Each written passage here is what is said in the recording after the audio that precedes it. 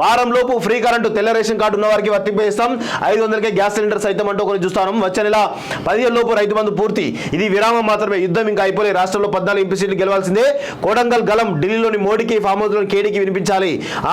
ముఖ్యమంత్రి రేవంత్ రెడ్డి నారాయణపేట కోడంగల్ ఎత్తిపోతల పథకానికి శంకుస్థాపన అంటూ ఒకరు చూస్తాం. త్వరలోనే 2 లక్షల వరకు రైతు రుణమాఫీ అంటూ ఇంకొకరు చూస్తాం. సీఎం ప్రజలు చీకొట్ట కేసీఆర్ కు సిగ్గురాలేదు. ఏపీ సీఎం ఇక్కడ నుంచి నీళ్లు ఎత్తుకెళ్లా ప్రగతి భవన్ కు పిలిచి మర్యాద చేశాడు. పాలమూరును ఎండబెట్టి కొడంగల్ ఏడాది చేశాడు. ఏ ముఖం పెట్టుకుని ఇక్కడ ఓట్లు అడుగుతాడు? ముందు జిల్లా ప్రజలకు క్షమాపణ చెప్పాలి.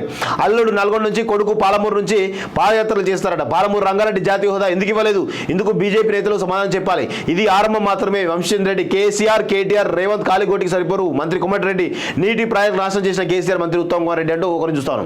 సో నిన్న దాదాపు 4,000 కోట్ల రూపాయలకు పైగా అభివృద్ధి శంకుస్థాపన పనులు ఈరోజు ఆరంభించడం జరిగింది. మరి దానికి నిధులు ఎట్లా వస్తున్నాయో అర్థం కాని పరిస్థితి.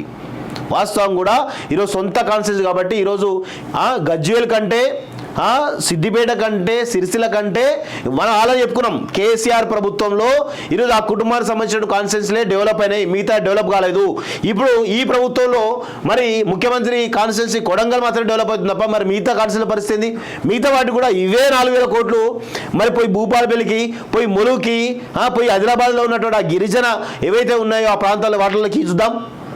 ఆ చిత్తశుద్ధి లేదు. మీరు ముఖ్యమంత్రులు కావాలి, మీ కాన్సెప్ట్ డెవలప్ చేసుకోవాలి తప్ప మిగతా కాన్సెప్ట్ మాత్రం పట్టించుకోరు. ఇది ఎక్కడ తీరో అర్థం కాదు. వాస్తవంగా ప్రతి పాలకుడు ఇంతే.